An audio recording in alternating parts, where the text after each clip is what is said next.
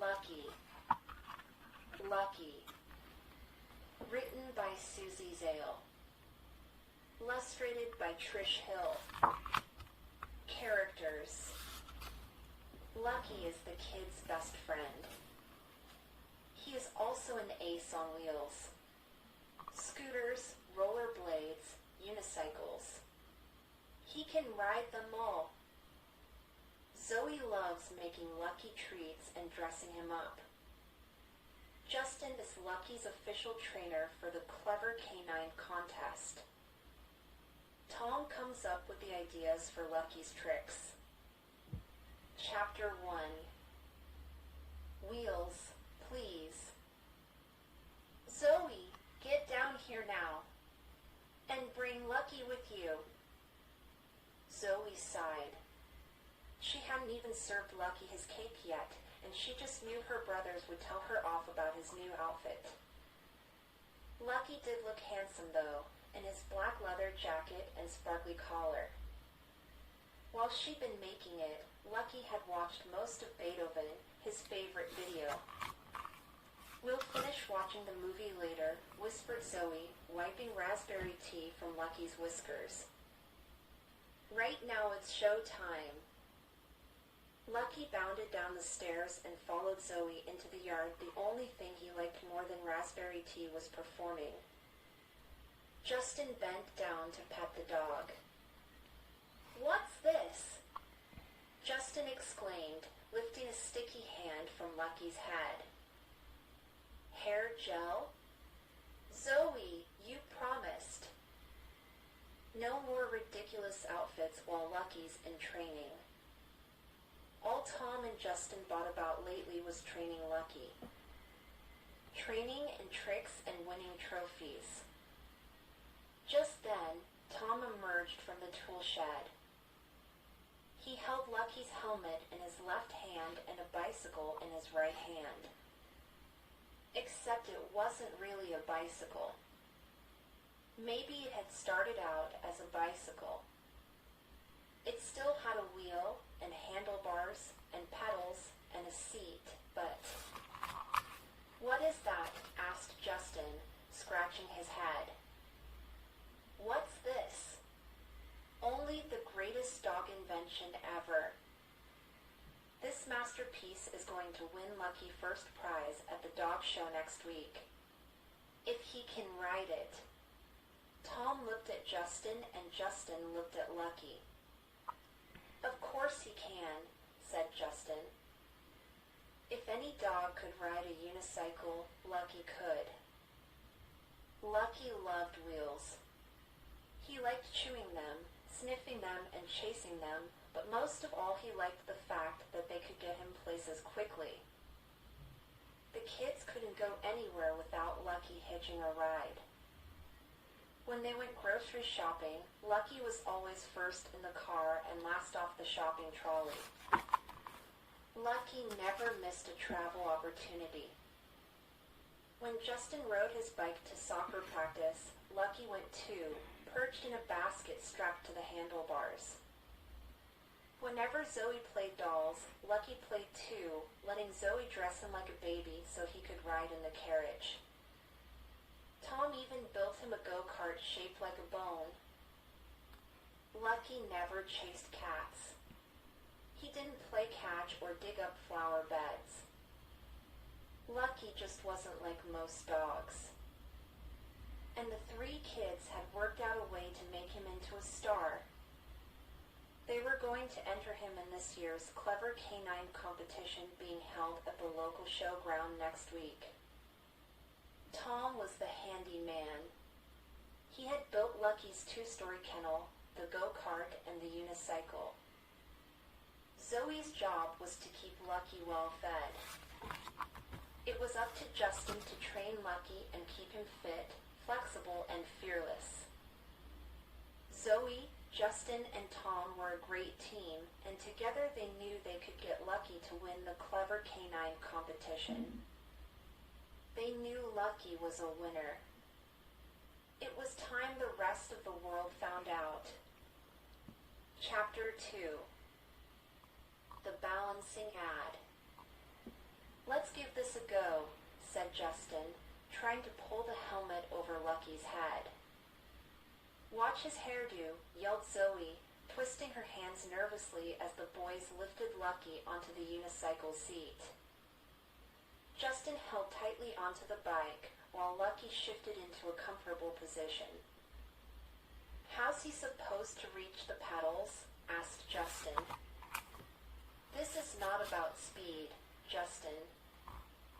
It's all about balance, explained Tom. If Lucky can stay up there for more than 10 seconds, we're sure to win first prize. Now let go. Zoe closed her eyes tightly and put her hands over her face. Justin eased his left hand off the frame. The unicycle swayed and then steadied.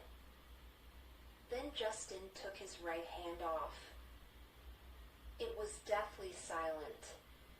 Zoe opened her eyes and peeked through her fingers. Lucky was still vertical. The boys held their breath, too scared to speak, as the unicycle skittered and slipped, lurched and twitched, but stayed upright. Check your watch, Tom murmured. 10, 11, 12 seconds. Justin counted aloud. He's done it. Lucky, you're a hero, cheered Zoe, rushing to their pet to give him a hug. No. Zoe, don't touch him, yelled Tom, but it was too late. Down came Lucky. Down came the unicycle, splitting in two. Justin groaned. Stick to hairdressing, Zoe, wailed Tom. We'll take care of the training. Zoe retreated to her bedroom. Her brothers were right. They didn't need her help training Lucky. They needed her to create a competition costume for him. Something marvelous and shiny to dazzle the judges. Zoe snapped open her sewing bag. While Zoe decided between lace, satin, and velvet, Tom was busy repairing the unicycle. When he was finished, he poked his head out of the shed. Is the coast clear? He asked. Yes. Zoe's upstairs, probably making scones for Lucky's afternoon tea, Justin laughed. Tom wheeled the unicycle over to his brother. You take over from here. Lucky trained on the unicycle most of the afternoon. When Lucky circled the backyard 3 times without falling off, Justin called his brother over. He's ready to compete, announced Justin, waving the clever canine competition enrollment form at Tom. Tom opened the back door and Lucky bounded back into the house and up the stairs to Zoe's room. He deserves a cup of tea after all that hard work. Tom laughed. And we'd better get to the pet shop to register. We'd better hurry. It's almost time for it to close. Chapter 3. Back to the drawing board. Tom and Justin arrived at the pet shop just as Mr. Bernard was turning out the lights. We're not too late, are we? Begged Tom. Not if you're here to register Lucky in the dog show. I wouldn't miss a performance by that dog for anything. Justin handed Mr. Bernard Lucky's enrollment form. Your paperwork is fine. Lucky is in the show, announced Mr. Bernard. Then his smile faded. Strange, though.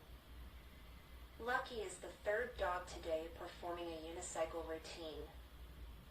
Mr. Bernard showed Tom 2 other forms. It was true. Penelope Tipple's poodle and Brian Busby's boxer were both performing unicycle tricks. Time to close, boys. Mr. Bernard ushered the kids out of the shop, closing the door behind them. He knew as they did that the clever canine competition judges only gave first prize for an original trick. If 3 dogs were on unicycles, then unicycles could hardly be called original. I have to deliver these forms to the competition headquarters on Monday, said Mr. Bernard. But you kids deserve a chance. I'll let you change Lucky's entry. You have until 9 o'clock on Monday morning to come up with a new trick. Tom looked at his watch. 4 o'clock, Saturday afternoon. They had less than 40 hours to come up with the winning trick. What would they do? Lucky was halfway through dessert by the time the boys got home. Come on, Lucky. It's trick time, called Justin. He can't perform on a full stomach, snapped Zoe. Anyway, he hasn't finished. This is no time for cake, Zoe, explained Tom, pulling the bib from Lucky's neck. This is an emergency. I'm going in, said Tom, entering the tool shed and locking the door behind him.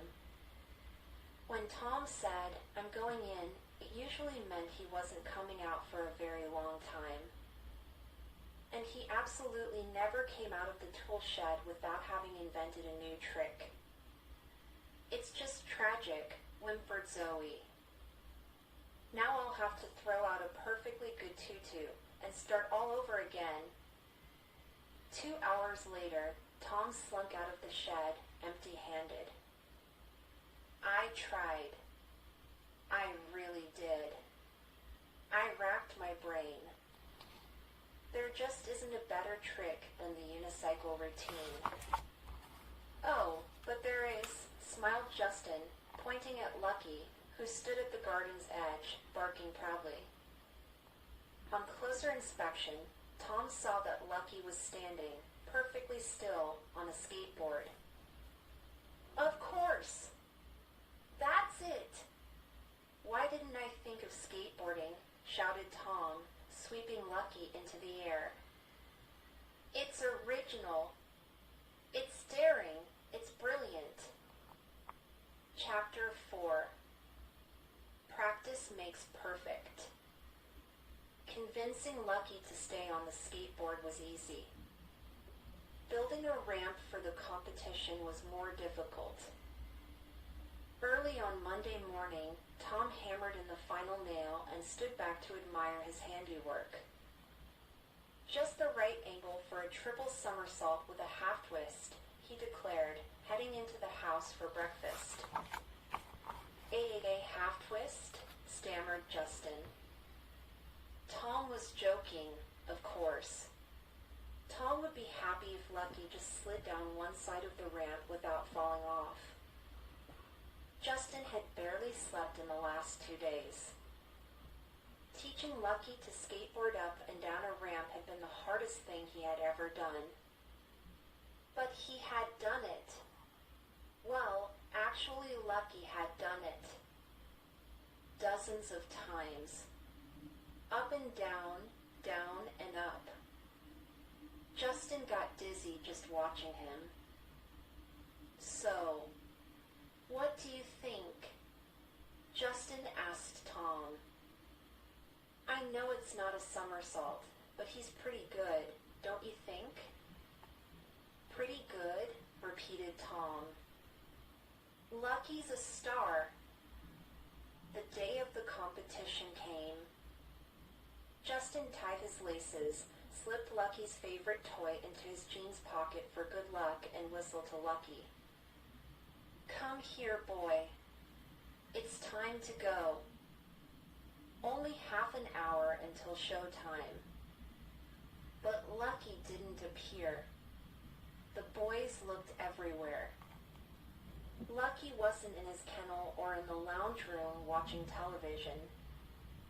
He wasn't in the car or lazing in Zoe's old carriage. What in the world would Lucky rather be doing than competing? Asked Justin. Cake, blurted out Tom.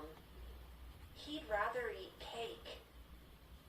Tom flung open Zoe's bedroom door and stormed in. As he had suspected, Zoe was serving Lucky cake. Bits of lemon tart clung to Lucky's whiskers. Tom, you're just in time for tea. Peppermint or rosehip? Zoe offered. Forget tea, said Tom. We have a competition to get to and we're going to be late. You can't go yet, cried Zoe. I haven't finished Lucky's hairdo. We have to go, otherwise we'll miss the competition, growled Tom, scooping Lucky into his arms. They raced to the car where Justin and Mom were waiting. Chapter 5. Trick time. You found him, cheered Justin. It is Lucky, isn't it? He added doubtfully. It was a little hard to tell. Beneath the sequins and scarves, he wore a skin-tight purple and orange bodysuit, 3 scarves, an assortment of butterfly clips, and a pair of fluorescent pink fairy wings. Of course it's Lucky. We'll dump the outfit as soon as we get inside the showgrounds. Tom directed his words at Zoe. He'd never been so angry with her. He was still seething when Mom drove into the showground. Zoe and Mom found seats in the stand. Justin, Tom, and Lucky headed backstage. A Dalmatian padded past them, his trainer congratulating him on a wonderful hula hoop performance. On stage, a singing basset hound barked her final notes, and the audience exploded into applause. Okay, Justin, you take out the hair clips and... I'll work on the scarves, whispered Tom, pulling a scarf from Lucky's neck. No time for that, boys. Your dog's on next. The guard motioned the boys forward. In fact, you're on now. Justin led Lucky into the center of the arena, still pulling clips from Lucky's fur. Tom followed, tugging unsuccessfully at the fairy wings. The audience erupted into laughter. Grown men had tears in their eyes. Babies giggled and pointed, and children doubled over in hysterics. Tom had never been so embarrassed in all his life. Justin didn't even notice the crowd. He was too nervous about the trick. He tightened the skateboard straps around Lucky's paws and lifted the dog onto the ramp. Standing back, Justin crossed his fingers. Only then did he really notice what Lucky was wearing. He blinked and shook his head in disbelief. Lucky was an absolute riot of color. His purple and orange bodysuit, together with the scarves, butterfly clips, and fluorescent pink fairy wings all glowed and shimmered even when he didn't move. But Lucky wasn't nervous or embarrassed. He was just excited to be competing. He pointed his skateboard downhill and flew down the ramp, slowing as he turned up the other side. Up and down he skidded and twirled, his fairy wings flapping behind him. The crowd stopped laughing. They weren't even talking. All eyes were glued on Lucky. Tom looked at the judges. Not one of them was smiling. He couldn't tell whether they were recovering from the shock of the outfit or were spellbound by the brilliant performance. Chapter 6. And the winner is... Do you think we have a chance at first prize? Justin asked Tom as they left the stage. Well, we would have had a good chance, answered Tom. I mean, how can you compare a hula hoop to skateboarding? But in that outfit, he sighed heavily. I don't think so.